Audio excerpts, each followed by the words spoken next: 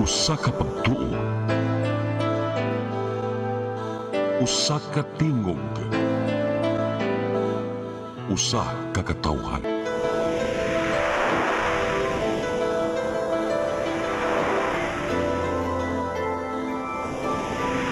Cebu Catholic Television Network.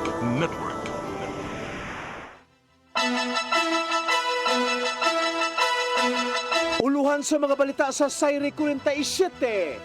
Human sa 8 ka buwan, mga apektado sa linog sa Midilyen ug Daan Bantayan nakadawat na og hinabang gikan sa probinsya sa Sugbo.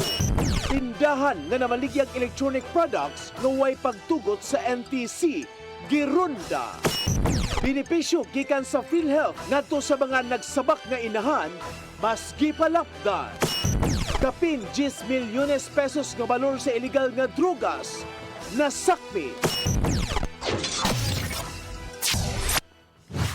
Sugbo, Kabisayan ug Mindanao, Pilipinas ug katawhan kutos maabot sa tong Sibya sa tibuok kalibutan maayong hapon. Live kita karon sa CCTN Channel 47 ug kini ang tulumanon sa nag-unang kasayuran nga angay natong masayran. Ako si Dennis Tabar. Tulumanon sa patas ng mga balita ug opinyon. Ako si Danica Cabales Tecling. Kini ang Sayre 47.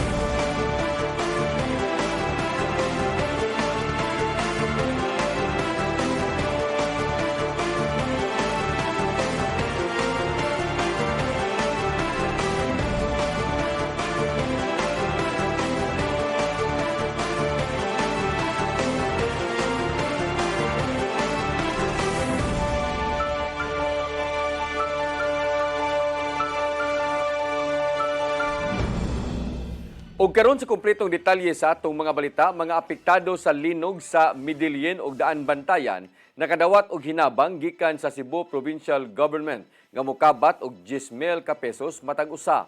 Nangayo og dispensa si Gobernador Pamela Baricuatro human nga nalangay ang pagpanghatag sa mao nga tabang. Ang kasayuran ihatod pagbalik kun ihatod ni Mary Rose Sagarino. Gisugda na sa Cebu Provincial Government ang pag-apod og hinabang ngadto sa mga apektado sa magnitude 6.9 nga linog sa amihanang bahin sa Sugbo. Nakadawat og tag 10,000 pesos nga calamity aid ang kapin-usa ka libo ka mga apektadong residente sa lungsod sa Midilyen. Samtang 302 usab gikan sa lungsod sa Daan Bantayan ang nakapahimo sa maong hinabang. Giandam usab sa Kapitolyo ang tagnapo ka kilong bugas gikan sa national government isip dugang tabang sa mga apektado. Nangayo og dispensa si Baricuatro ngadto sa mga residente. Human na dilatar ang pag-apod sa maong tabang. Mahinumdumang giigo sa linog ang amihanang Sugbo ni atong Setyembre 30 sa miaging tuig. Sorry kayo ha nga na dugay-dugay ni namo kay kabaw na mo sa gobyerno daghang kayong proseso ni agi pa sa provincial board bisan man dagyaw-yaw kay di man sa kuyaw-yawan nagsigig pag-follow up dito sa iba Rose nagsigig follow up dito nga ato na ning mahatag pero timing ra sad karon kay tungod sa atong crisis no sa kani atong gasolina. Hinungdan nga subling mipasalig ang gobernador nga tabangan ang maangayang tabangan nga walay sagol nga kolor sa politika. Ako bitaw na nga politika nagpalayo una ko kay ang akong gusto nga na ako'y mahatag ninyo kay kung magpatuga-tuga ko og apil aning politikanhon karon wa jud tay mahatag ninyo. Magpadayon ang pag-apod sa calamity aid ngadto sa mga apektado sa linog karong Mayo 21 sa lungsod sa San Remigio. Mary Rose Sagarino, CCTN News. Traffic Enforcement Agency of Mandaue Contim padayong misusi sa reklamo batok sa pipila ka mga traffic enforcer nga giingong nilapas sa lagda sa trapiko. Ang ubang nalambigit nasilutan na. Ang kasayuran hatod ni Mary Rose Sagarino. Gikumpirma ni Hil Rituya ang pangu sa Traffic Enforcement Agency of Mandaue Contim nga dunay duha ka insidente nga naglambigit sa ilang duha ka traffic enforcer. Matod ni Rituya nga ilang gihatagan og pagtagad ang mga reklamo nga adunay mga ebidensya og dili lang sa mga sumbong. Usa sa mga insidente mawang enforcer nga giingong nilabang sa no right turn area pinaagi sa gutter samtang usa ang giingong nagkapyot sa jeep bisan naka-uniforme. Nato po niya tubang po nato which they also admitted niya. In fact, ang ilahang napahamtangan to nato sila sa pud og silot. But mao lagi magdepende man na sa gravity sa offense. So ang uban nato nila nakuha na lang og kanang suspension without pay. So that's the least na atong mapahamtang kay di man sa dato nato sila pwede ikuan tungod gawas kung kato extortion. kana kinahanglan gina natong ibuwag yun sa ato ang kay mo na nagdag kanang hugaw sa atong departamento. Matod ni Tuya nga kung adunay mga ebidensya, gilayon kining giaksyonan depende sa gibugaton sa kalapasan. Giangkon sa pangu sa team nga adunay pipila ka mga enforcers nga adunay mga paglapas sa lagda sa trapiko, maong kanunay nilang gipahimangnuan. Kita mo nag-implement ba sa mga balaod, so dapat dili kita ang una nga mo violate anak nga balaod nga atong gi-implementar. So mao na nga ako na silang gi-warningan pod nga once they violate, they have to face a consequence depende sa gravity sa ilang offense. Tungod sa panghitabo, gikatakdang mopahigayon ang team og lain na usab nga lecture og orientation alang sa mga traffic enforcers aron pahidumduman sa hustong pamatasan isip nagpatuman sa lagda sa trapiko. Mary Rose Sagarino, CCTN News. Subling gipalapdan sa National Grid Corporation of the Philippines ang yellow alert status sa Visayas Region karong adlaw. Gipatuman kini gikan sa alas 4 sa hapon hangtod na sa alas 8 karong gabii. Matod sa NGCP nga nakuwangan og 847 megawatts ang supply sa kuryente sa rehiyon tungod sa pagkapawong sa pipila ka mga planta sa Kabisayan. Samtang niabot usab og 2,502 megawatts ang gipangayong demand gikan sa tanan nga mga konsumidor. Giawhag sa NGCP ang tanan nga mga konsumidor nga dili magpalabi og gamit sa tanan nga mga appliances karong pag nagkanipis na ang supply sa kuryente lokop rehiyon.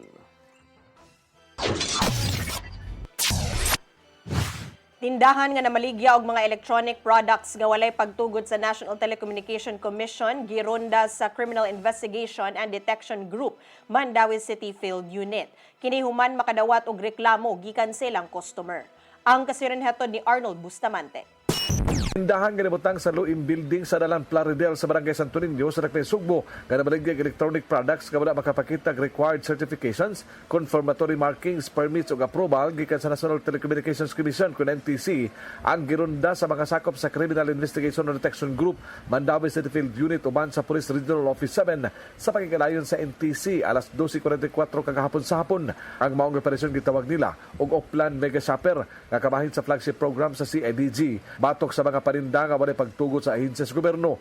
Duha ka mga suspitsado ang gipangpusasan atol sa ginusan nga entrapment operation sa mga tinugyanan sa balaod nga silang alias Haradel.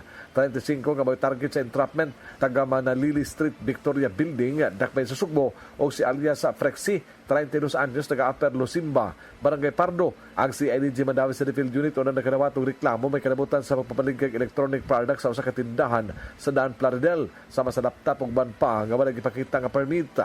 Human madawat ang impormasyon ginusod dayon sa CIDG ang validation of surveillance sa dayang nasuta nga tinuod ang reklamo. Nakigalayon dayon sila sa Regional Special Operations Team, Regional Field Unit 7, Regional Intelligence Unit 7, Cebu City Police Office o National Telecommunications Commission kun NTC alang sa entrapment operation. Alas 12:44 sa udto usa ka pulis nga nagpailang customer nga mopalit og laptop misulod sa tindahan ug sa dihang nahatag na sa mga suspitsado ang electronic product. Gipahigayon dayon ang operation. Nasakmit sa mga pulis ang 161 ka mga lalaing brand sa laptops nga walay markings nga certification ug authorization gikan sa NTC nga nagpamatuod nga legal ang ilang negosyo kalapasan sa Article 50 sa Republic Act 7394 kun ang Consumer Act of the Philippines. Samtang ang duha ka mga suspitsado kasamtangan nga gitanggong sa detention facility sa CIDG 7. Arnold Bustamante, CCTN News. Mandawi City Police Office ni sugyot nga i-monitor ang pagbaligya og spray paint kabahin sa paningkamot nga maminusan ang vandalism diha sa ilang syudad. Giduso ang lista kung kinsa man ang nagpalit niini. Ang kasayuran ihatod ni Mary Rose Sagarino. Giangko ni Police Colonel Cirelo Acosta Jr., ang direktor sa Mandawi City Police Office, nga hagit alang kanila ang problema sa vandalismo sa syudad. Bisan sa ilang hugot nga monitoring sa nagkadayang lugar, aduna gihapoy naghugaw-hugaw sa syudad. Ato sa presentation ni Acosta sa sesyon sa konseho, pag-update sa status sa peace and order sa syudad, subay sa nadawat nga pag-ila nga Best City Police Office sa Rehiyon 7 sa tuig 2025. Gilatid ni Acosta ang mga kalampusan. Sa assessment, gipangayo ni Acosta ang suporta sa konseho, lakip na ang problema sa vandalismo. Gisugyot niya nga ang mga tindahan nga nagbaligya og spray paint og susamang produkto ang mupatuman og buyer verification, lagip ang pag-require og valid ID o pag-record sa mga pagpalit. Yes, I think anybody can buy spray paint from any store. Even in the market, readily available man siya. Readily available ang mga spray paints, di ba? Yes, I think anybody can buy spray paint from any store. Even in the market, readily available man siya. Readily available ang mga spray paints, di ba? Sa iyahang bahin, si Konsehal Joel Seno nagkanayon nga tun-an pa sa konseho ang maong sugyot. We don't have data regarding atong ilahang recommendation, but I think the Committee on Police and Peace and Order mo himo og kuan na study, no? Then tanawon kung say mga doable. The mayor just want to strengthen sa ato ang crackdown aning mga mag-vandalize sa kuano mga kadalanan sa mga Giawhag sa MCPO ang mga barangay ug komunidad sa pagtabang og monitor sa ilang lugar ug pag-report sa mga responsable sa pag-vandalize sa mga dan ug bungbong. Mary Rose Sagarino, CCTN News.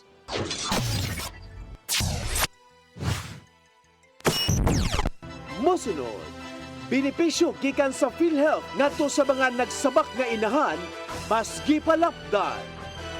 Kana ug daghan pa mga balita sa pagbalik sa Sayre 47.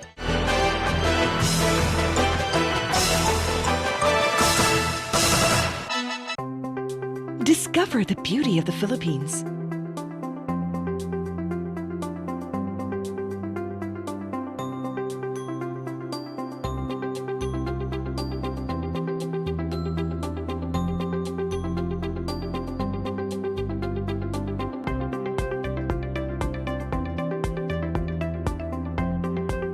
With Philippine Airlines, the country's flag carrier.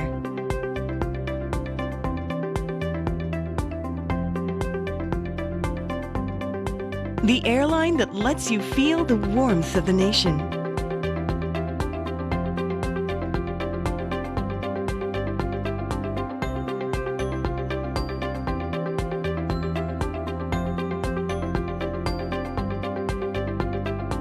Mabuhay!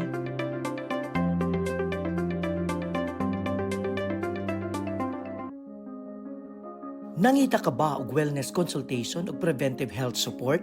Ozone po will help, no? So pinapapasok niya kasi po ang oxygen sa cells. So there will be improvement po ng cellular function and reduction. When your blood are full of oxygen, well saturated with oxygen molecule, there are best outcome.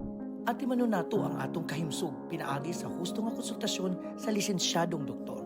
Some people, they are well versed with nutrition, but for others, they have very little idea of what the basics of nutrition are. Kaya with ozone therapy, makakatulong ito para mag-shrink yung mga tumors natin. Para sa professional consultation o general wellness services, bisitaha ang Ozone Med Wellness Clinic branches sa Davao, Bacolod ug Cebu.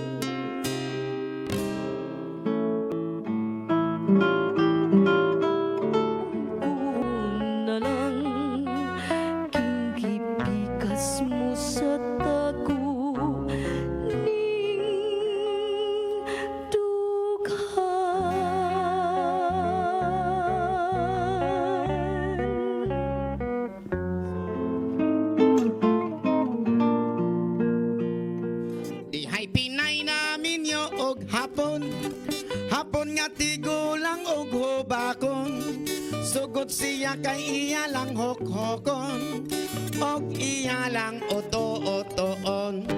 Ay pas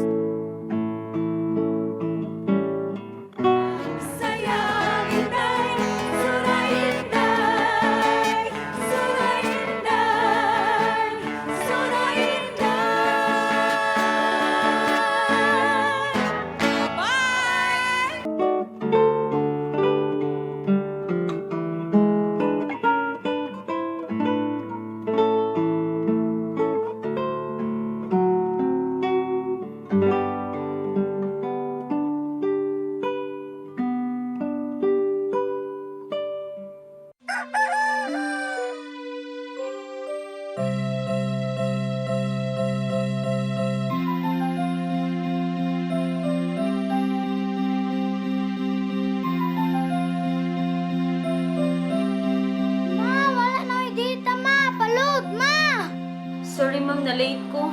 Nangita pa mong gusto para internet sa kong anak, ma'am. Ay, wala na yung problema. Pag Sinisibu! Sinisibu, Sinisibu. For your internet connection. And for the signal of your cable TV. So fast and straight the transmission to your phone. Sinisibu! Sinisibu, Sinisibu. Offers you to have fiber optics.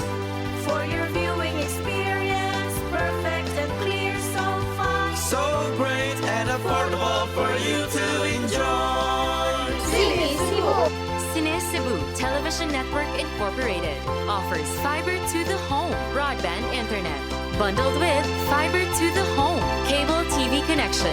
Cine Cebu Television Network Incorporated with its operation in Metro Cebu and the whole province of Cebu soon. And affordable for you to enjoy. Sinisibu!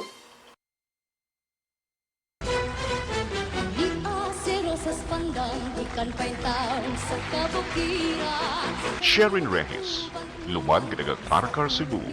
Nagsugod og awit sa edad nga 2 anyos ug nagsugod og salmot sa mga singing contest dihang 7 anyos pa lang. Nakahuman sa kursong Bachelor of Secondary Education, major in English sa Cebu Normal University. Nahimong Best Interpreter sa Cebu Pop Music Festival. Nakakuhag national recognition dihang nahimong first runner-up sa Star in a Million. Kini mo'y nahimong hagdanan sa iyang kalampusan ug sa ubay-ubayng pasidungog ng iyang nadawat. Sharon Reyes, karpo sa Subo, Subuano ni.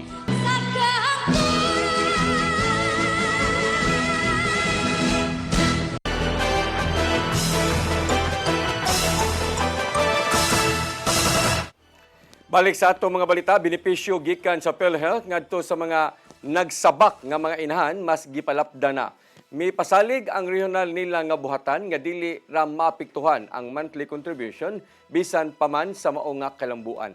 Ang kasayuran ihatod ni Gian Navarro.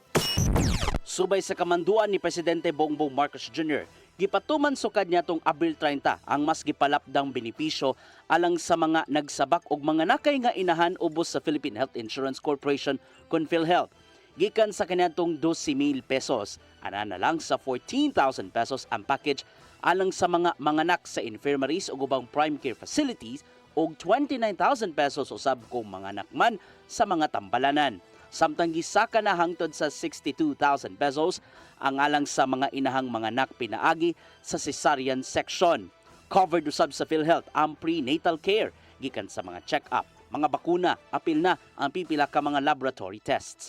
Mato ni Dr. Avril Chu sa Benefits Administration Section sa PhilHealth 7 nga gituyo ang gipalapdang maternal package aron dili na magkalisod ang mga inahan sa gastuhanan sa higayong mahimugso na ang iyang anak. Naanan kay kato ato ang care coordinator nga mo-guide, mutudlo sa ato ang mga pregnant sa mga nagsaba kung unsay angay buhaton kay tinuod daghan kaayo nga di kabaw kung mag-unsa no. So karon na mo guide nila mutudlo even apil ang kung unsay mga angay bagyod ang vitamin. Di pasalig si Acting Regional Vice President Janet Ann Advincula nga dili ra musaka ang contribution sa PhilHealth ngadto sa mga miyembro tungod lang sa maong expanded maternity package.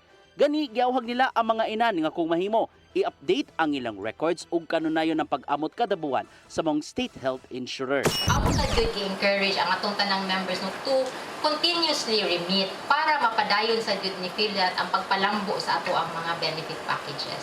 Tungod dili, giawag sa PhilHealth 7 ang mga inahang nagsabak nga adto gyud manganak sa mga pasilidad nga accredited sa DOH kon Department of Health ug sa PhilHealth. Kini aron di mahasol kadugayan ug gayan mas mapahimuslan ang bag-ulang gitanyag nga serbisyo gikan kanila. Sa bauta nga ang ilahang service gi-provide sakto uyon sa current practices unya maka-avail pagyud ta og benefit gikan ni PhilHealth.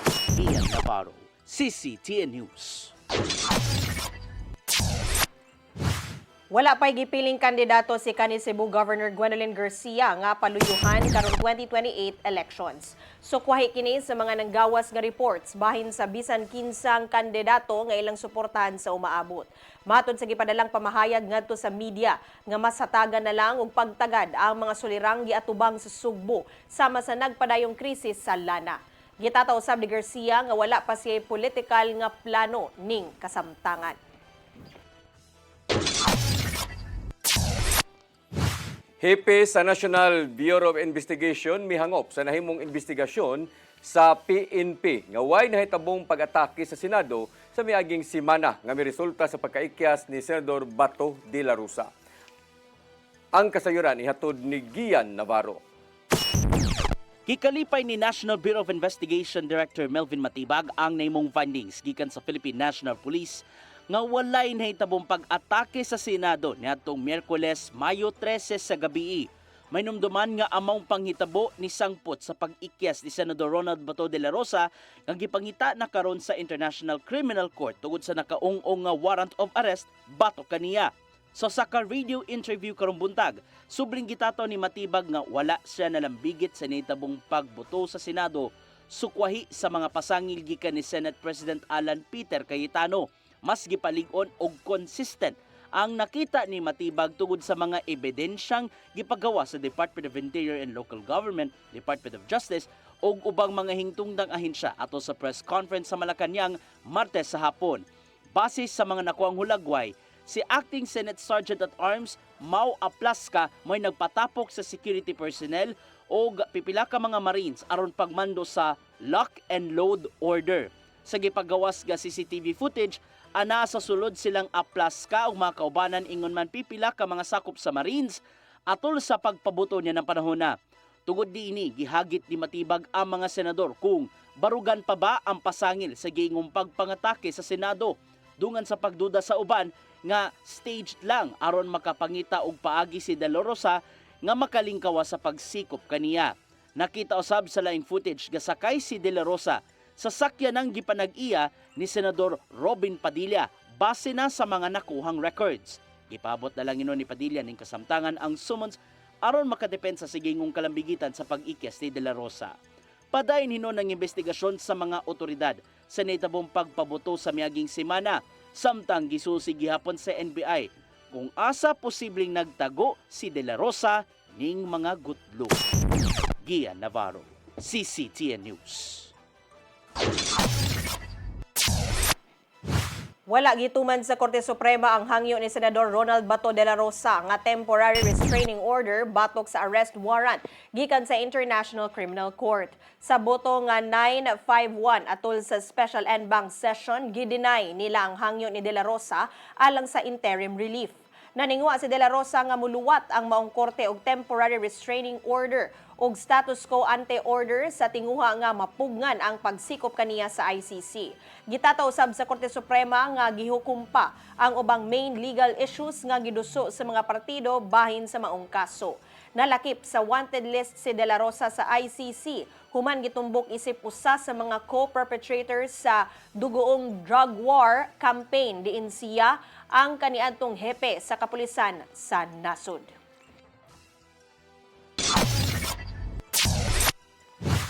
Dakong Satellite Government Center ug ubang mga pasilidad ang itukod sa syudad sa Naga pinaagi sa partnership tali sa Kapitolyo ug sa pribadong sektor. Ang kasayuran ihatod ni Gian Navarro. Nagpinirmahay ang mga kadagkuan sa Cebu Provincial Government ug MTD Philippines Incorporated alang sa mega project nga itukod sa dakbayan sa Naga ubos sa public-private partnership. Matod silang Memorandum of Understanding, subayo nila ang katukuran sa Integrated Government and Economic Center sud sa 45 ka ektarya nga balili property sa maong dakbayan. Langkuban kini sa Satellite Provincial Government Center, Sports Stadium and Aquatic Center, Food Security Facility, Renewable Energy Facility, pantalan ug uban pa. Dako kini og bintaha alang ni Governor Pamela Baricuatro alang sa pangandoy nga makabaton o kaugalingong tinubdan sa pagkaon ang lalawigan. Sumapa niya nga gawas nga mas accessible ang pagkaon ngadto sa mga konsumidor, matabangan pa usab ang mga yanong mag-uuma sa kalungsuran.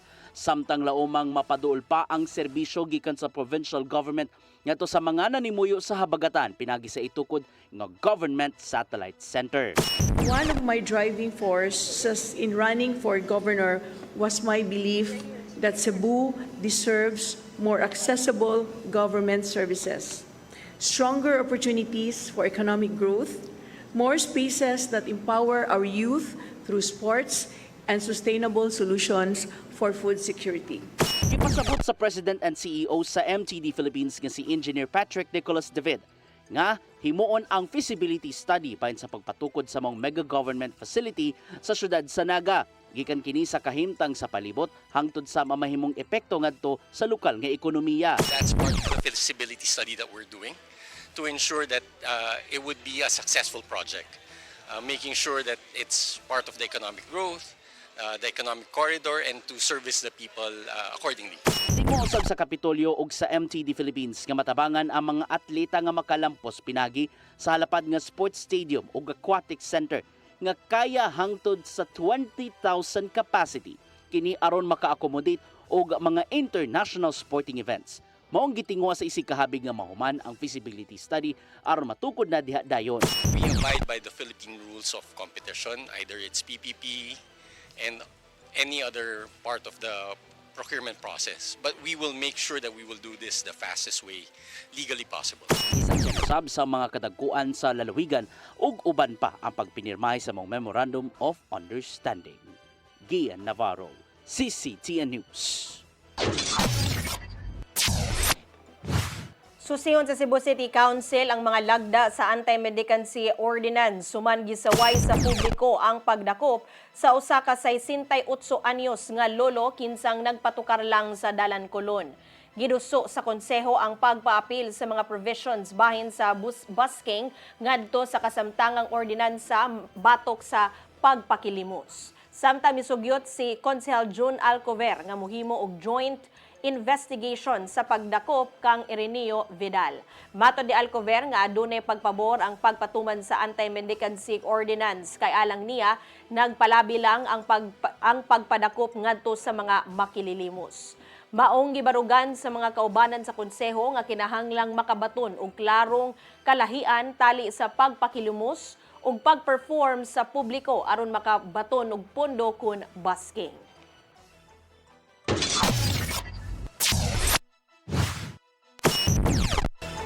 Mosunod, kapin 10 milyones pesos nga balor sa illegal nga drugas na sakmit.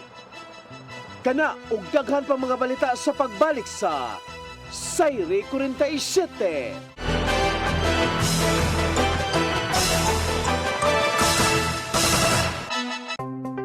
Discover the beauty of the Philippines.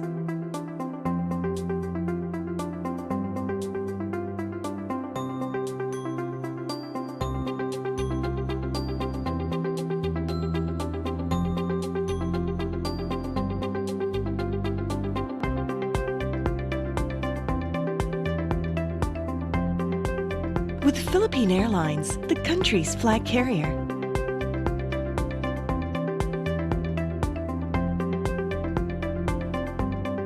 The airline that lets you feel the warmth of the nation.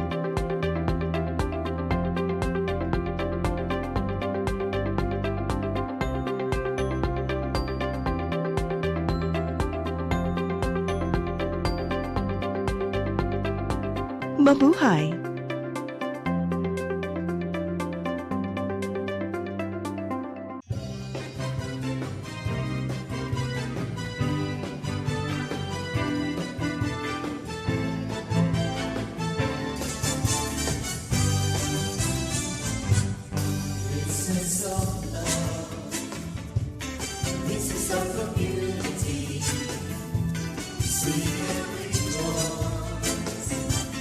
We are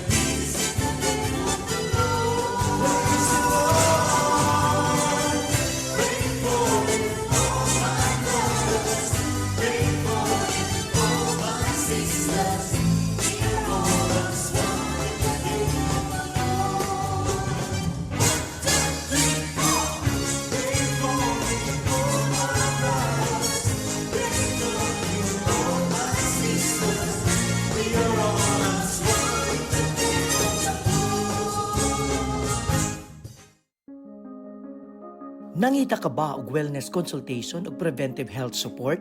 Ozone po will help, no? So pinapapasok niya kasi po ang oxygen sa cells. So there will be improvement po ng cellular function and reduction. When your blood are full of oxygen, well saturated with oxygen molecule, there are best outcome. At imano nato ang atong kahimsog pinaagi sa husto nga konsultasyon sa lisensyadong doktor. Some people, they are well versed with nutrition, but for others, they have very little idea of what the basics of nutrition are. At kaya with ozone therapy, kung makakatulong ito para mag-shrek ng mga tumors natin. Para sa professional consultation o general wellness services, bisitaha ang Ozone Med Wellness Clinic branches sa Davao, Bacolod ug Cebu. Ang kinabuhi, puno sa hagit. Sugpil na ka, Dri, ha? Ay, pag-inarte! Dita ka! Puno sa pangutana. Bata pa gani ka kayo? Nagpuyab-puyab na ka? Kinsa man ang muhamad sa gitin nato din ay karon ha, kinsa! Kung sibuti mo'y pasabot, Daddy. Puno sa luha. Pagpili pa, ako nga imong anak o kanay imong mga babae. Kasuko. Yung ano pa? Ano itang ka ni Papa? Apan bisan mangit-ngit pa ang imong kalibutan, aduna pa'y nagpahiping kahayag. Aduna ka pa'y kasumbungan. Mga laman, hanap na. Dear Tatay, Tunog na unlod na. Nganong handun na. Waylain paagi aron masabtan nato ang Biblia. Kinahanglan nga doon natay relasyon kang Hesus. Hangtod sa layan natong panaguban, daghang salamat. Shalom. Tunog na unlod na.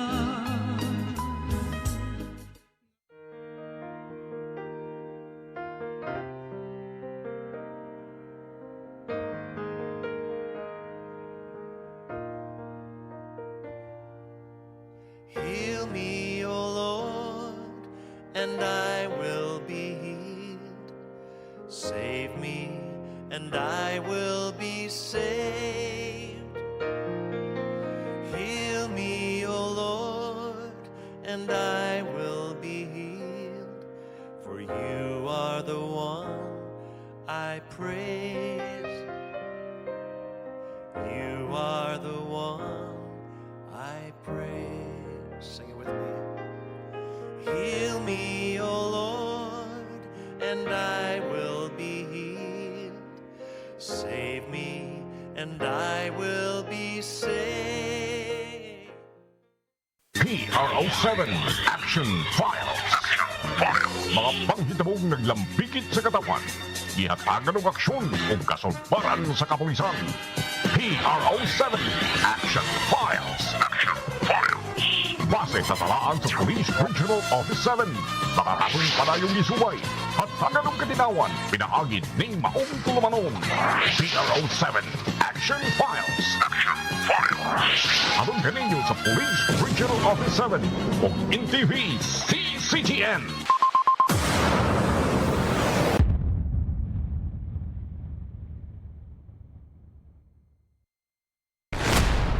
Your song. Your music. Your listening pleasure. Sing it, Cebu! And if I don't need you, This, my darling, I've been told. Jody was the girl who lived next door. I've known her, I guess, 10 years or more. saving all my kisses just for you. You got me jumping like a crazy clown, and I don't think you're right to put him down. Since I kiss me, love your lips so wide, the things that bothers me is living like a fine. Hey, hey, set me free. Stupid Cupid, stop picking on me.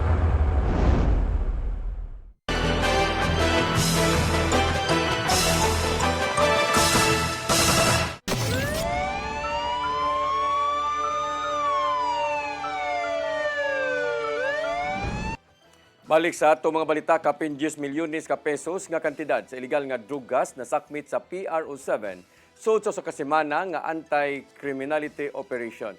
Ang kasayuran ihatod ni Arnold Bustamante.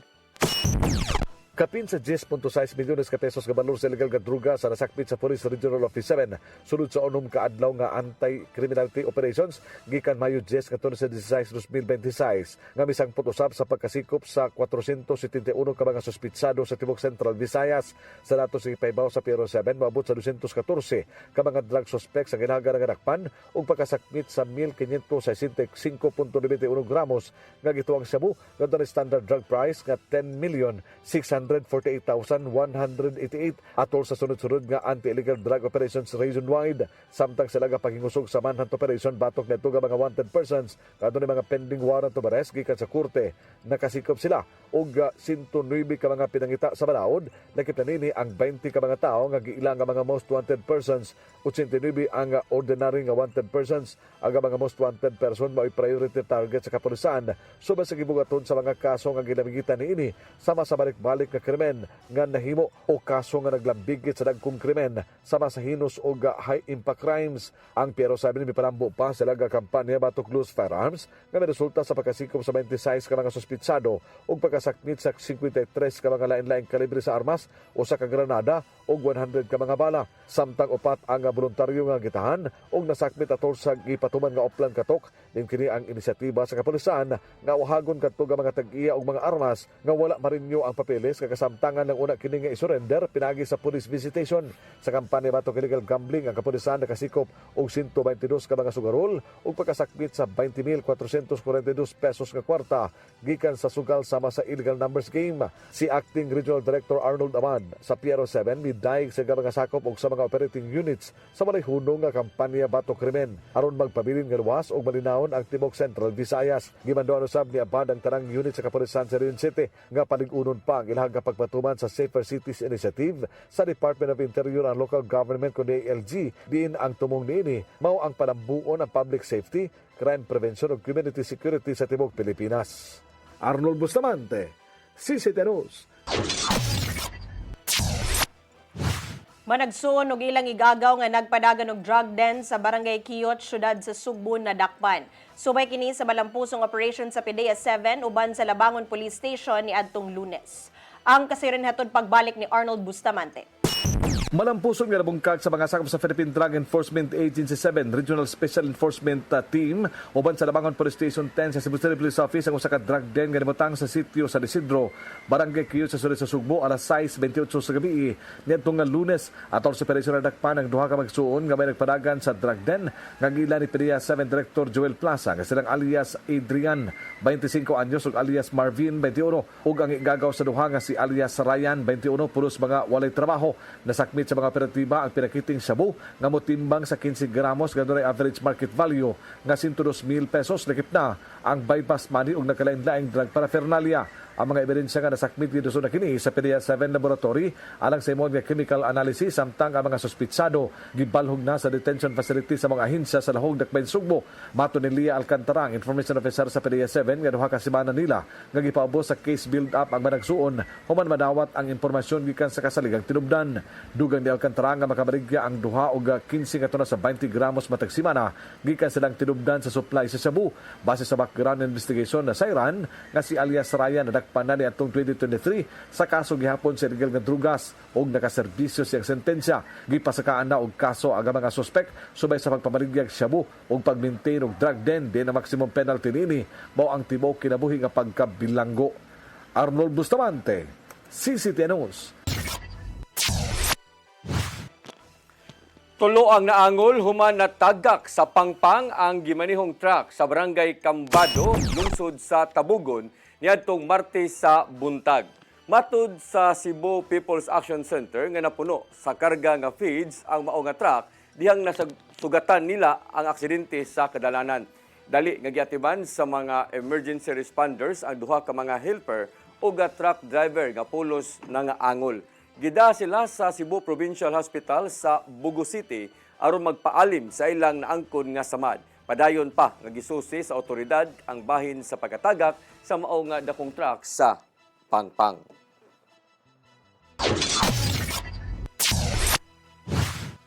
Mao kadto naglangkob sa atong mga balita sa Sayre 47. Ako si Dennis Tabar. Ako si Danica Cabales Tecling, hangtod ugma sa inyong paboritong tulumanon. Sayre 47.